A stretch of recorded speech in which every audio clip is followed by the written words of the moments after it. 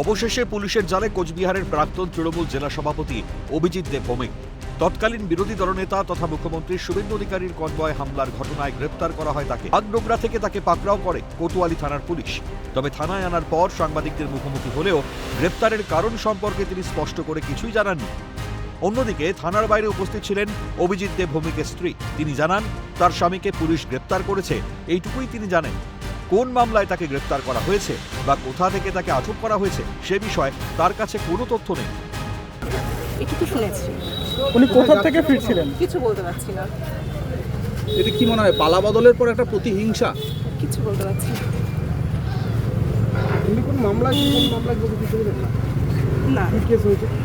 না একটা কেস হয়েছিল, কিন্তু সেটা তো নট টু অ্যারেস্ট আছে, ওটাতে তো অ্যারেস্ট করতে পারবে না। বাদ বাকিটা আসার পরে বোঝা যাবে।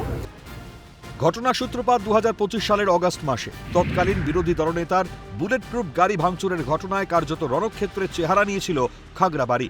পরিস্থিতি নিয়ন্ত্রণে আনতে বিশাল বাহিনী নামাতে হয়েছিল পুলিশকে। ঘটনাস্থল থেকেই 7 জনকে গ্রেপ্তার করেছিল পুলিশ। প্রত্যক্ষ মদতের অভিযোগ উঠেছিল কোচবিহারের জেলা তৃণমূল সভাপতি অভিজিৎ দেব ভৌমিকের বিরুদ্ধে। রাজ্যে পালাবদল হতেই শুরু হয় অ্যাকশন। গত মে মাসেই কোচবিহারের 2 নম্বর ব্লকের তৃণমূল সভাপতি শুভঙ্কর দেকে গ্রেপ্তার করে পুলিশ। পূর্ব পরিকল্পনার তত্ত্ব তুলে ধরেছিল গেরুয়া শিবির। খুনের পরিকল্পনা করেই এই হামলা চালানো হয়েছিল বলে অভিযোগ করেছিলেন তৎকালীন বিরোধী দলনেতা শুভেন্দু অধিকারী। তৎকালীন উত্তরবঙ্গ উন্নয়ন মন্ত্রী উদয়ন গুহর প্রত্যক্ষ মদতে এই হামলা বলেও দাবি করেন তিনি। এই ঘটনায় আগেই গ্রেপ্তার হয়েছেন উদয়ন। এবার আরও এক তৃণমূলের তাবড় নেতা পুলিশের জালে। घोक्साडांगा में एक हादसा हुआ, उसका बाद खागड़ाबाड़ी में पश्चिम बंगाल का मिनिस्टर उदयन गुह, ए नोटोरियस क्रिमिनल, उनका लीडरशिप में इन प्रेजेंस ऑफ पुलिस मेरा गाड़ी में हमला हुआ।